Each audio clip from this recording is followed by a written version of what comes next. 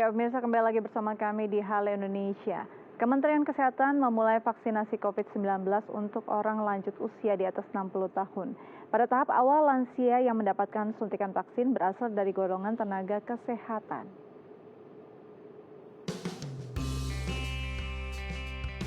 Badan Pengawas Obat dan Makanan atau BPOM telah mengeluarkan izin penggunaan vaksin COVID-19 CoronaVac asal Sinovac, Tiongkok bagi kalangan lanjut usia. Setelah dikeluarkan izin pada tanggal 8 Februari 2021 lalu, vaksinasi untuk tenaga kesehatan berusia 60 tahun ke atas mulai dilakukan secara bertahap melalui fasilitas kesehatan yang tersebar di seluruh Indonesia, seperti puskesmas dan rumah sakit. Kementerian Kesehatan menargetkan 11.600 tenaga kesehatan berusia 60 tahun ke atas menjadi penerima vaksin tahap pertama. Menurut Kementerian Kesehatan, vaksinasi untuk lansia penting dilakukan. Sebab dari total kasus COVID-19 di Indonesia, 10% diantaranya berkategori lansia. Dan dari angka keseluruhan jumlah lansia yang terpapar COVID-19, 50% diantaranya meninggal dunia.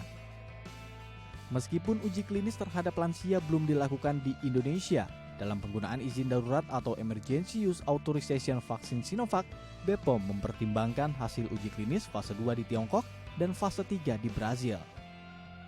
Berdasarkan hasil uji klinis tersebut, belum ditemukan adanya efek samping yang berarti dan terbukti meningkatkan kadar antibodi yang baik. Ya, dan untuk membahas lebih jauh tentang keamanan vaksin COVID-19 terhadap lansia, saat ini kita telah terhubung dengan Profesor Sri Profesor Sri. Selamat pagi, Prof. Selamat pagi, Mbak Dita. Apa kabar? Alhamdulillah baik. Baik, Prof. Ini ada kabar baik sekali bahwa akhirnya para lansia, orang dengan lanjut usia akhirnya bisa menerima vaksin. Sebenarnya pertimbangan apa yang akhirnya vaksin ini bisa diberikan untuk para orang dengan lanjut usia, Prof? Ya, jadi pertimbangan untuk memberikan suatu vaksin pada kelompok tertentu, tentu kita harus melihat kejadiannya sendiri. Apakah memang lansia ini banyak yang terkena COVID begitu kan? Sebetulnya kalau kita lihat persentasenya itu sekitar 10%. 10% dari kasus COVID itu adalah lansia di atas 60 tahun. Tetapi kalau kita lihat kematiannya, itu memang betul, kematiannya itu jauh lebih tinggi dibandingkan kelompok yang lebih muda. Itu sekitar 49, sekian persen begitu, jadi hampir 50%.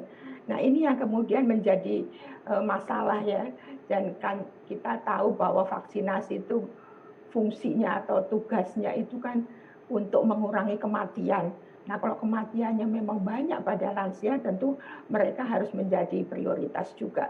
Nah ini yang kemudian Kementerian Kesehatan meninjau kembali dan lansia ini disegerakan juga. Jadi pada tahap pertama untuk ASN, nanti tahap kedua pun lansia sudah masuk di dalam prioritas untuk masyarakat luas.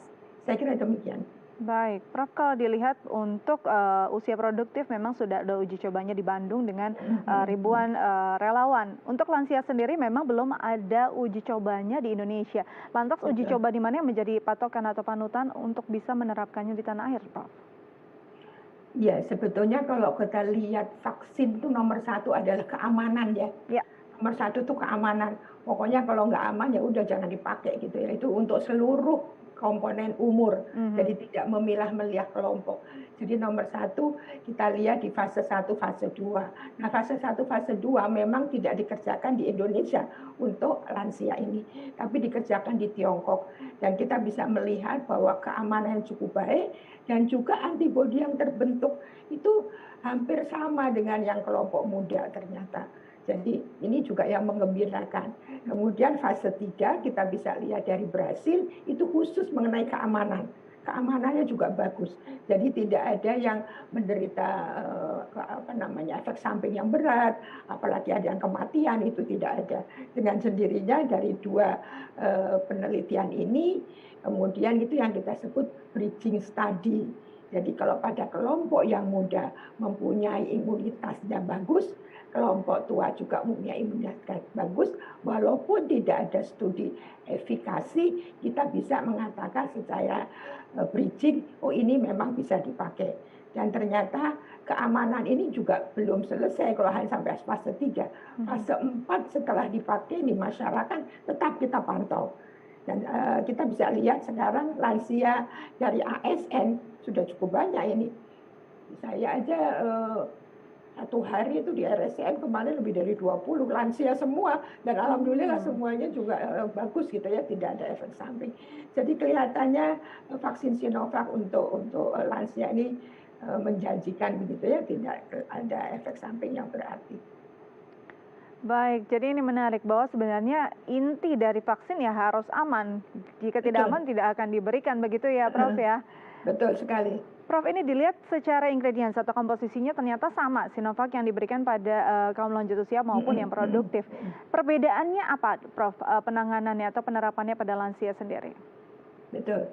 Jadi kalau isinya, kita tahu ini adalah vaksin virus yang dimatikan atau istilahnya whole virus inactivated. Jadi dia sudah tidak aktif. Nah, untuk virus yang tidak aktif itu harus ada namanya adjuvan untuk merangsang supaya respon imunnya bagus gitu. Nah, ini yang sebetulnya virusnya sendiri sudah tidak bermasalah karena dia sudah virus mati, tetapi pelengkapnya ini yang kadang-kadang membuat di tempat suntikannya bengkak atau nyeri atau merah. Nah, ini yang kita harus hati-hati di dalam lansia juga, di mana kita tahu lansia itu ototnya kan udah mulai tipis ya. Jadi kita juga harus memilih betul karena suntikannya harus di dalam otot. Jadi kita harus betul-betul memberikan suntikan yang tepat. Kemudian yang bedanya lagi adalah interval. Jadi vaksin ini diberikan 2 kali. Kalau inactivated selalu 2 kali, tidak bisa 1 kali karena antibodinya kurang tinggi. Maka kita berikan yang kedua untuk merangsang lebih tinggi lagi. Nah, intervalnya ini yang tidak sama dengan yang kelompok muda. Jadi kalau kelompok muda ini 14 hari atau 2 minggu, untuk lansia ini 28 hari atau 1 bulan. Dan karena di dalam penelitian fase 2 yang 28 hari ini lebih bagus gitu loh daripada 14 hari. Jadi kita memilih untuk yang 28 hari. Demikian. Baik, jadi memang intervalnya karena pembentukan antibodinya juga berbeda-beda mengingat lansia memang sudah berbeda metabolisme tubuhnya. Sudah lebih menurun ya. Sudah menurun ya. Prof, Betul. ini ada yang bilang bahwa setelah vaksin tahap kedua bisa uji serologi apakah antibodinya sudah terbentuk atau tidak. Jika memang pada lansia belum benar-benar berfungsi, apakah akan dilakukan vaksinasi lanjutan lagi, ulang atau bagaimana? Prof. Untuk apa gitu diperiksa antibodi? Kita jadi apa namanya, dalam keadaan pandemi seperti ini, yang penting semua mempunyai antibodi bersama-sama. Ini yang penting. Itu yang penting ya Dok. Itu yang penting, makanya kita harus secepatnya semuanya bareng-bareng gitu. Kalau bisa tahun ini tuh semua selesai gitu loh. Sehingga semuanya imunnya tinggi. Kalau imunnya tinggi, si virusnya udah nggak bisa mau kemana lagi dia. Setiap orang udah punya imun tinggi. Jadi tidak usah memikirkan berapa tingginya antibodi. Itu biar aja yang penelitian, nggak usah untuk pelayanan. Jadi di dalam imunisasi kita tidak pernah mengukur, apalagi massal, kemudian berapa. Itu kalau uji klinis iya, tetapi kalau sudah di lapangan, kenapa cari kerjaan amat gitu loh. Betul. Jadi tinggal bagaimana membentuk herd immunity secara luas begitu ya Prof ya. Jadi bisa ditanggulangi bersama-sama ya. Sekali. Iya. Jadi ini bukan hanya kepentingan individu, ini harus dicamkan. Bagi kita kepentingannya bersama. Ini memang satu apa namanya ya, kita harus bergandengan tangan gitu loh. Jangan egois gitu maksudnya. Jadi betul-betul kita harus bersama-sama.